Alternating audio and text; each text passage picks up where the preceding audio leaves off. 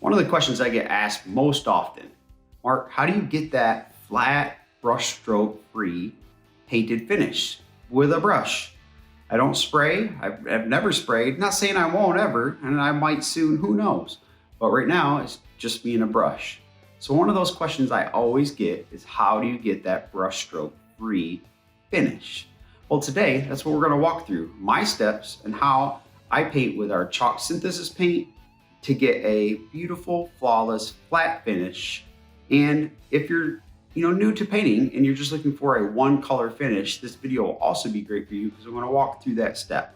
Just painting a one color finish with one of our chalk synthesis paints. So if that's something you're interested in, stay tuned today on Wise Out Paint Party.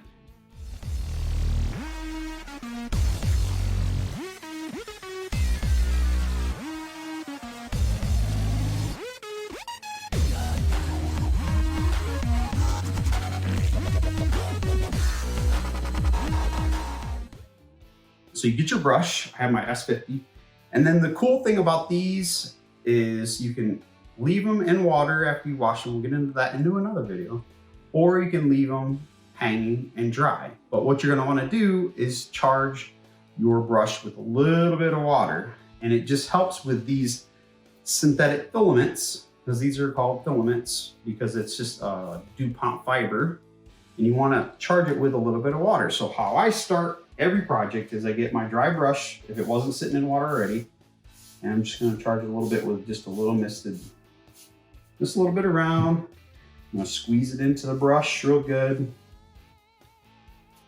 And as you see, nothing's coming off of it. It's not dripping wet. You don't want that, but you just wanna kinda, I guess, grease the wheel, if you wanna call it that.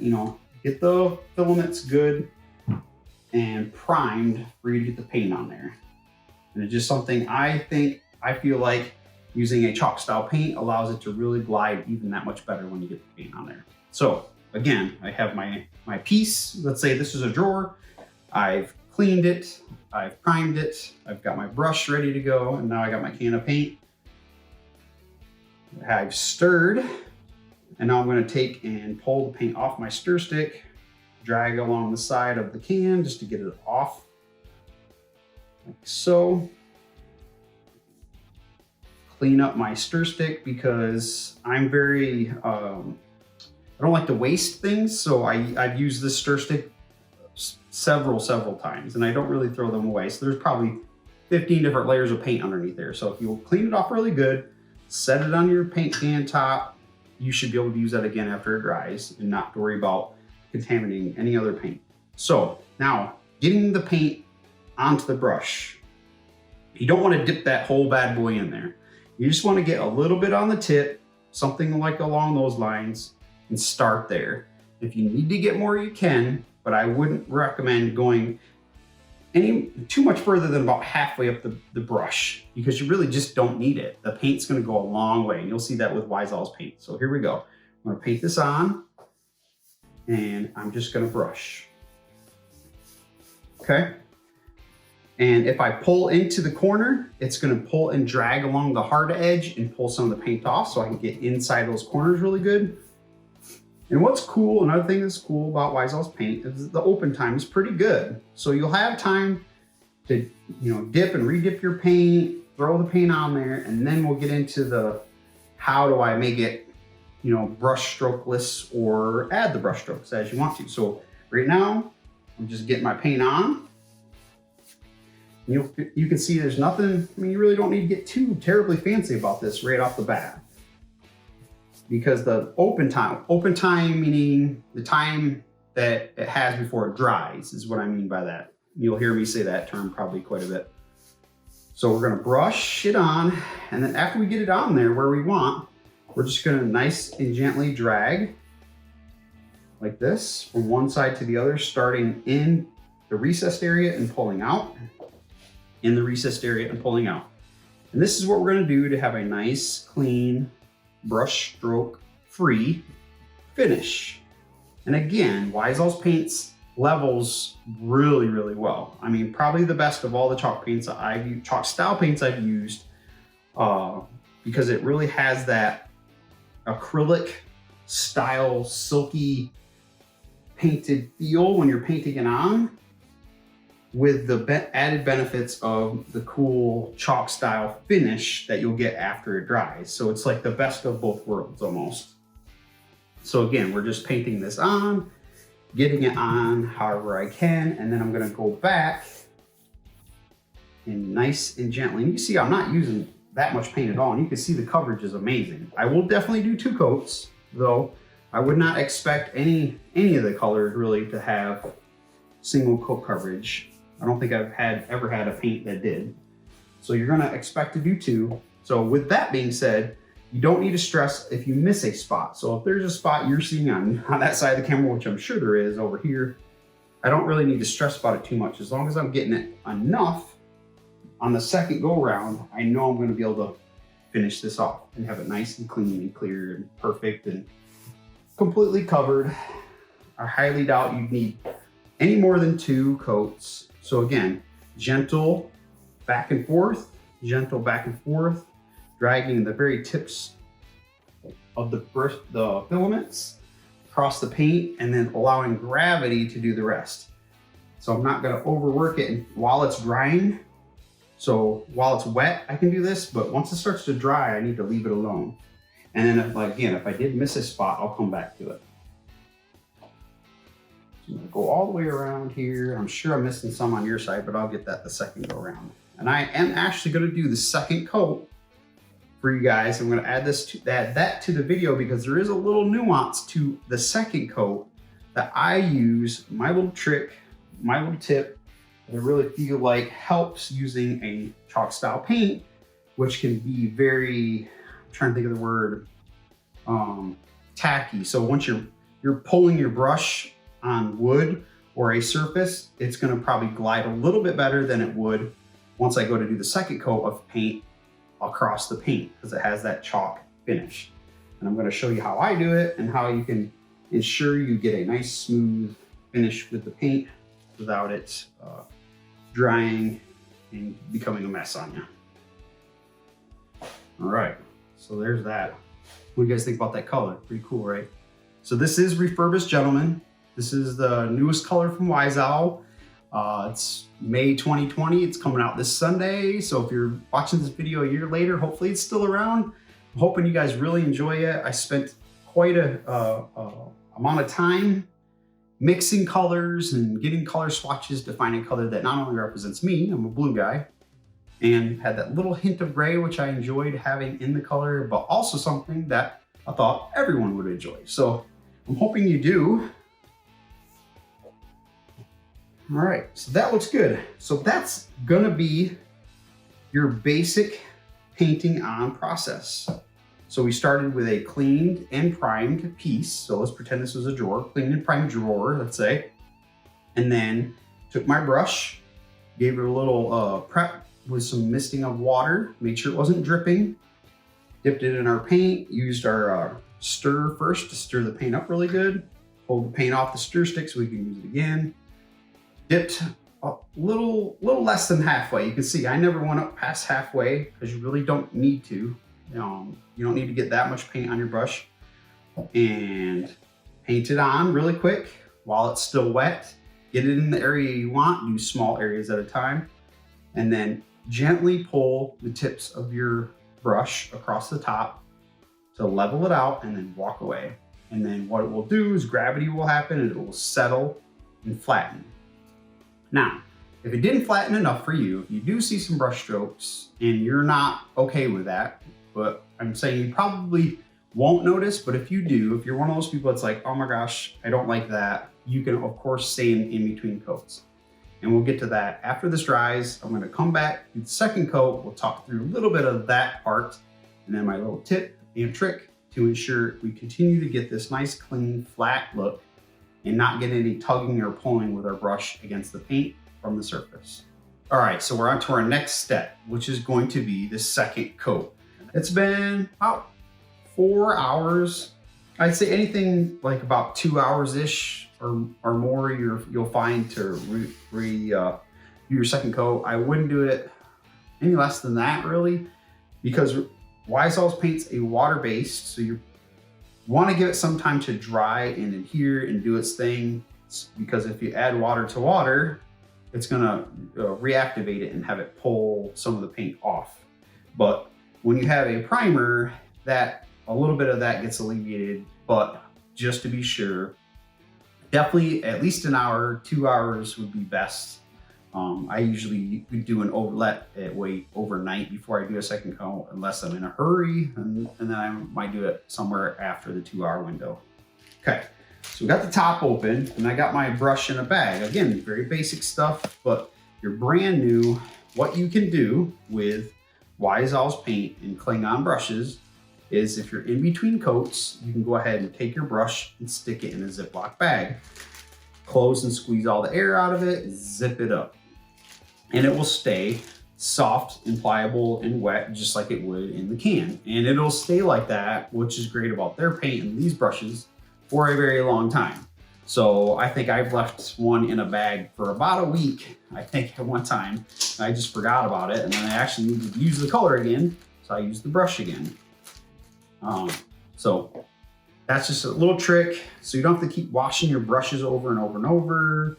You don't have to worry about getting another brush out. You can just pull out that same brush. So the same thing will apply though. You're gonna wanna go ahead and charge your brush, okay? So I'm gonna just spritz it just a little bit, right?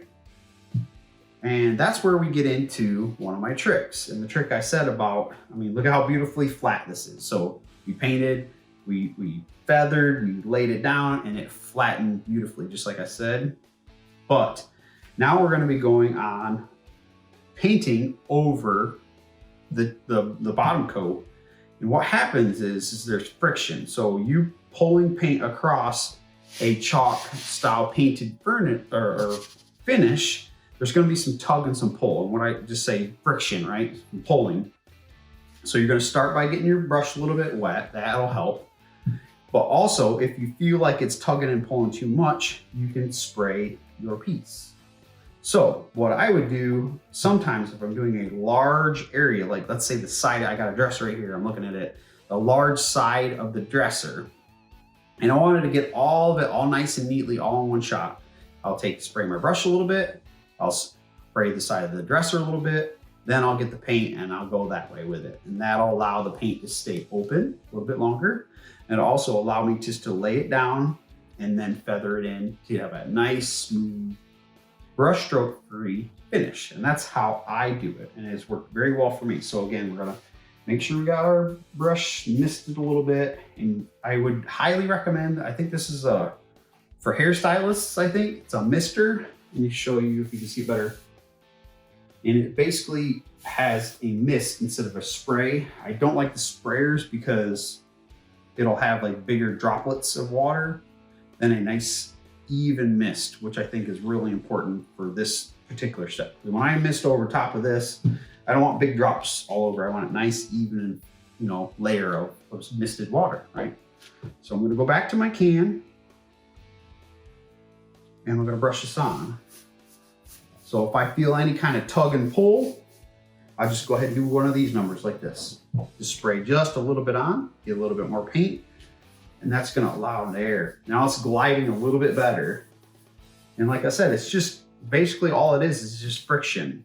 The friction from the tug and pull of the dry chalk-like paint and the wet paint and the brush and the filaments from my brush are wanting to fight against each other a little bit. So to help with that, we just add a little bit of water. And it really helps with that. And also, like I said, it's gonna help ensure it's open long enough for me to do this last feathering step, to really feather it out, allow gravity to do its work, and then it will just flatten perfectly. And a lot of people will ask, like, hey Mark, how do you get those brush stroke? Do you spray? I've heard that, which is probably the biggest compliment, is do you spray? And I've never sprayed. It's always just me and a brush. And that's one of those cool things. It's just technique driven. And it's nothing anybody can't do. They're just knowing the steps. And again, why we're doing the basic stuff to really help. So if you're brand new, or maybe if you've been doing it for a little while and you're trying to learn some new things, this is how I do it. So as I'm painting this on, again, I'm feeling that friction, the pull from, and you can even see the whole board's moving a little bit. So I'm just gonna give it another little spritz all the way around where I put the fresh paint. And I'm just gonna let it glide, and you can feel the difference from painting it on without the water and painting it on with the water. And we're just gonna do the feathering, again, like we did in the first coat, and then leave it alone, let it settle. But the open time, again, is much longer for this than say a top coat. So you have more time to continually kind of go over it and over it and over it without having to stress about it too much. And then having that mister handy is definitely the way to go to continue to do that. So I'm gonna go into the corner and pull away. Make sure I don't have any pooling. In this second coat, you really wanna make sure you don't get pooling in your corners. You wanna get in there and pull out from there. Pull out from there. Because once you get the pooling, that's no fun to clean up. So you really wanna take a look at that. And the little trick for that is in about 10 minutes after you've finished painting, come back, and those pooling spots will be very prevalent because you'll see a reflective, wet look to them still, and you can still go in and kind of clean it up. So I always come back about 10 minutes after I've finished painting and just check to see if I missed any pooled spots and get them before they dry completely. Because once they dry completely, it's not fun to get rid of. Okay. And you can see I went over and over and over this a few times. This is something you wouldn't do with a top coat, but you can do with the paint, because again, we're using a wet misted brush, misted paint, and then it's water-based, so it allows that extra open time. And then voila, it's really beautiful, right? So that's all there is to it. So if you're looking to paint some furniture and you're new and you're trying, I just want to paint one color, Mark. I don't want to do all one of your elaborate finishes. I just want to paint one color. Hopefully this video has helped you. So let's see, what else could I tell you? Oh yeah, the other step I wanted to talk about was the sanding. So if you did that first coat and you were like, oh my gosh, I had some brush strokes, I went a little bit too heavy, how do I get rid of those before I go to the next step? So what you could do is anywhere from a 220 to a 600 wet or dry sanding paper, somewhere in that range, and just gently go over the paint. Now, I didn't have to do that just because I know I did one thin coat, allowed it to settle, didn't have to worry about it because they didn't overbrush it.